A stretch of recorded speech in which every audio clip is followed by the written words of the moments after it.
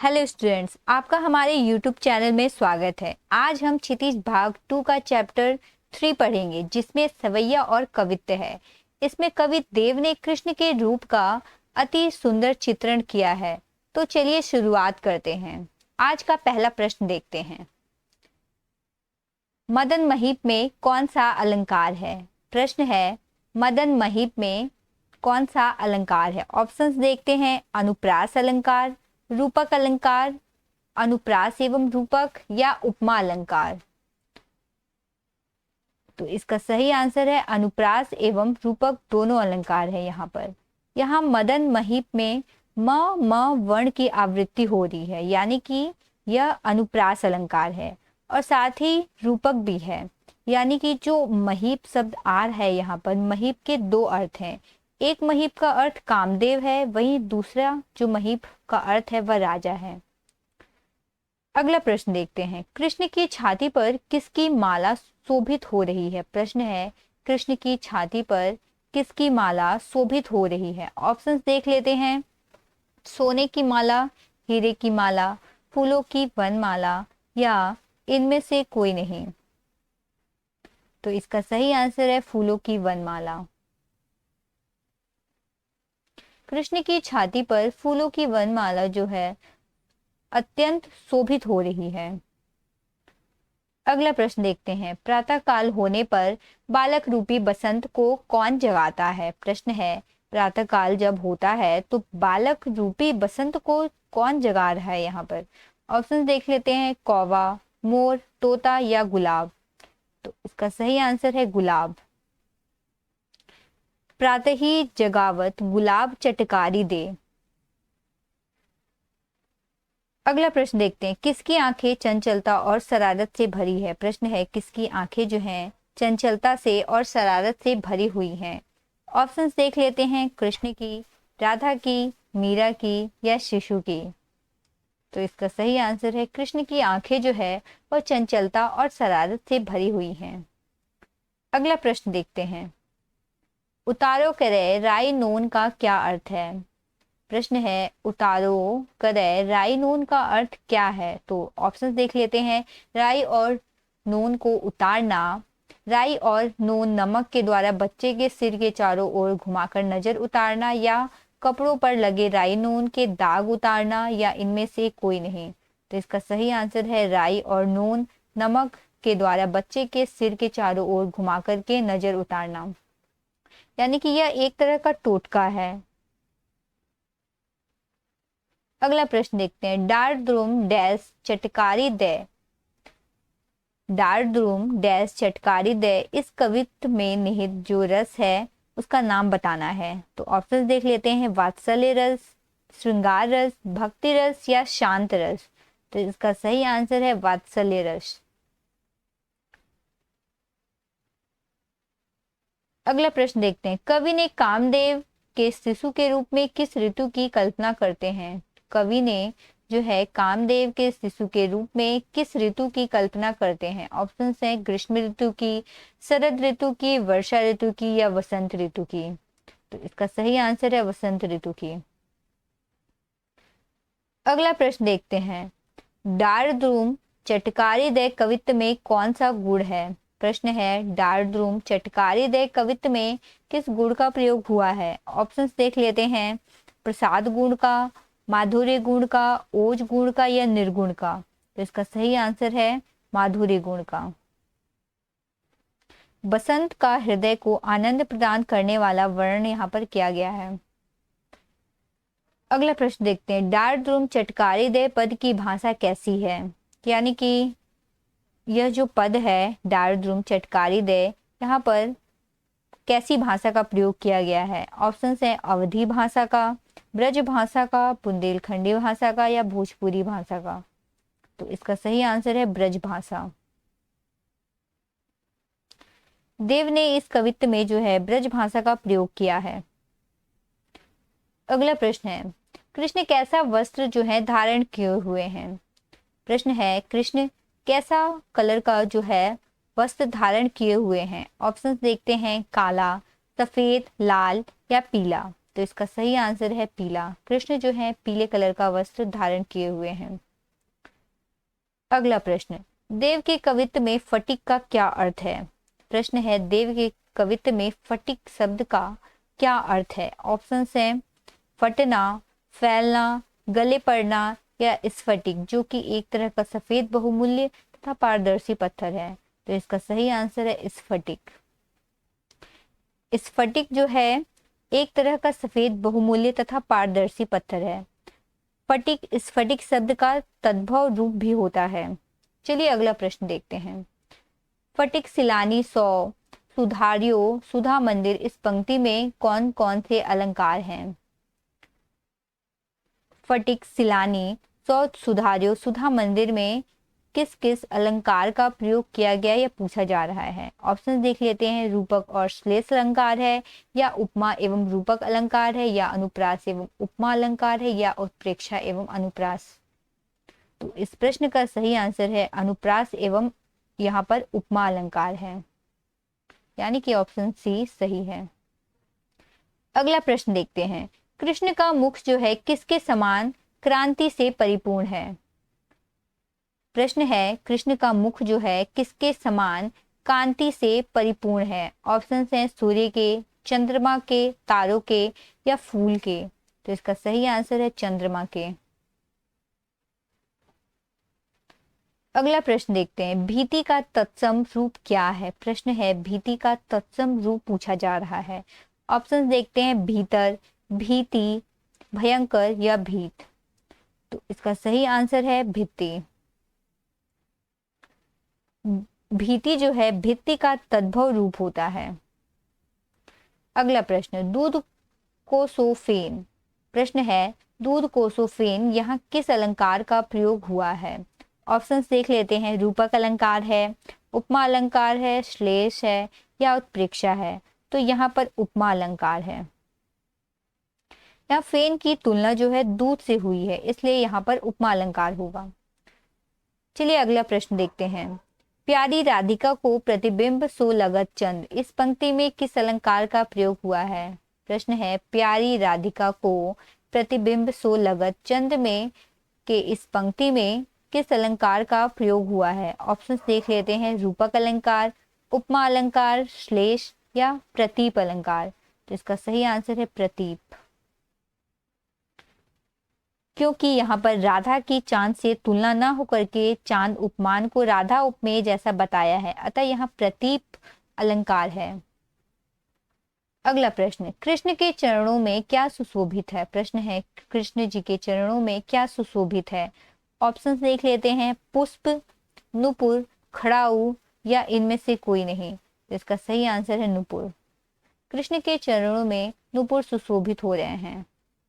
अगला प्रश्न है राधा में डैश फूल की सुगंध मिली हुई है। प्रश्न है राधा में डैश फूल की सुगंध जो है मिली हुई है। ऑप्शन है मल्लिका, चमेली, चंपा या गुलाब। तो इसका सही आंसर है मल्लिका। अगला प्रश्न देखते हैं। युवती कैसी प्रतीत हो रही है? प्रश्न है युवती जो है वह कैसी प्रतीत हो रही है? ऑप्शन है चांद सी, फूल सी, तारे सी या गुलाब सी। तो इसका सही आंसर है युवती जो है वह तारे सी प्रतीत हो रही है। अगला प्रश्न, कृष्ण के शरीर का रंग कैसा है? प्रश्न है कृष्ण के शरीर का रंग जो है कैसा है? ऑप्शन देख लेते हैं। सावला, गोरा, काला या गेहुआ। तो इसका सही आंसर है सावला। कृष्ण के शरीर का रंग सावला है। अगला प्रश्न, देव जो है किस काल के कवि हैं? प्रश्न है देव किस काल के कवि हैं? ऑप्शन देख लेते हैं। भक्ति काल, आधुनिक काल, आदिकाल या रीतिकाल। तो इसका सही आंसर है रीतिकाल। देव जो हैं वह रीतिकाल के कवि हैं। अगला प्रश्न देखते हैं। देव का जन्म जो है कब और कहाँ हुआ? प्रश्न में पूछा जा रहा है कवि के बारे में कि देव का जन्म जो है कब हुआ था और कहाँ हुआ था। तो ऑप्शन देख लेते हैं। सन 1673 में इटावा में, या 1663 में इटावा में, या 1673 में इलाहाबाद में, या 1773 में वाराणसी में। तो इसका सही आंसर है सन 1673 में इटावा में देव का जन्म हुआ। इसका सही आंसर है 1673। अगला प्रश्न देखते हैं, देव की कविता का प्रमुख विषय क्या है। प्रश्न है देव की कविता का प्रमुख विषय जो है वह क्या है। तो ऑप्शन हैं हास्य व्यंग, राजनीति, श्रृंगार या युद्धों का सजीव वर्णन। तो इसका सही आंसर है श्रृंगार। देव जो है वो रीतिकाल के कवि थे। उनकी कविताओं में श्रृंगार वर्ण की प्रमुखता जो है पाई जाती है। अगला प्रश्न देखते हैं, पायनी नुपुर डैश देव सहाय सवैये में कृष्ण का कैसा वर्णन किया है। प्रश्न है पायनी नुपुर डैश देव सहाय सवैये में कृष्ण का वर्णन क्या, मतलब कैसा वर्णन है। तो ऑप्शन देखते हैं, सामंती वैभव का वर्णन है, अलौकिक रूप का या साधारण बालक के रूप में उनका वर्णन किया गया है, या चमत्कारिक रूप का वर्णन किया गया है। इसका सही आंसर है सामंती वैभव। क्योंकि कवि ने कृष्ण को जो है सामान्य बालक की तरह यहाँ पर न दिखा करके उनके राशि वैभव का वर्णन किया है। अगला प्रश्न देखते हैं, मंद हसी मुखचंद जुन्हाई में निहित अलंकार का नाम लिखिए। प्रश्न है मंद हसी मुखचंद जुन्हाई में कौन से अलंकार का यहाँ पर प्रयोग है, बताना है। ऑप्शंस देख लेते हैं, यमक अलंकार, रूपक अलंकार, उत्प्रेक्षा अलंकार या उपमा अलंकार। इसका सही आंसर है रूपक। इस पंक्ति में रूपक अलंकार का प्रयोग है। मुखचंद का अर्थ है चंद्रमा रूपी मुख, अतः यहाँ रूपक अलंकार है। उपमेय में उपमान का यहाँ अभेद आरोप है। अगला प्रश्न देखते हैं, कवि को कृष्ण के चेहरे पर फैली मुस्कान कैसी लग रही है। प्रश्न है कवि को कृष्ण जी के चेहरे पर फैली मुस्कान जो है वह कैसी लग रही है। ऑप्शंस देख लेते हैं, फूल के समान या चंचल मछली के समान या चांदनी के समान या पवित्र जल के समान। तो इसका सही आंसर है चांदनी के समान। कवि को कृष्ण के चेहरे पर फैली जो मुस्कान है वो चांदनी के समान बहुत ही प्यारी लग रही है। अगला प्रश्न, देव जो है कैसे कवि हैं। प्रश्न है देव कैसे कवि हैं। ऑप्शंस देख लेते हैं, छायावादी कवि हैं, दरबारी कवि हैं, आशावादी कवि हैं या इनमें से कोई नहीं। इसका सही आंसर है जो देव हैं वह एक दरबारी कवि हैं। अगला प्रश्न, जय जग मंदिर दीपक सुंदर।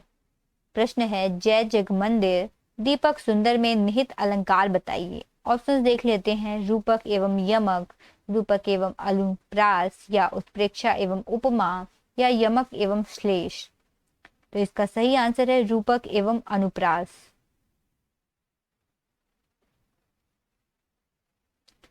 यहाँ वर्ण की आवृत्ति भी है और जग मंदिर में उपमेय में उपमान का अभेद आरोप भी है, अतः अनुप्रास एवं रूपक दोनों ही अलंकार हैं यहाँ पर। अगला प्रश्न देखते हैं, बालक रूपी बसंत का बिछौना डैश बना है। प्रश्न है बालक रूपी जो बसंत है उनका बिछौना यहाँ पर क्या बना हुआ है, किससे बना है। रुई से, मखमल से, ऊन से या पेड़ पौधे के नए नए कोमल पत्तों से। तो इसका सही आंसर है पेड़ पौधों के नए नए कोमल पत्तों से। पेड़ पौधों के नए नए कोमल पत्तों से, क्योंकि कवि ने कहा भी है डार द्रुम पलना बिछौना नव पल्लव के।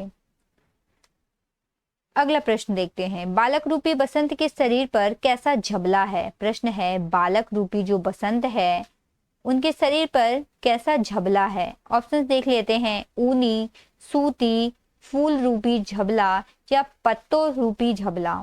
तो इसका सही आंसर है फूल रूपी झबला।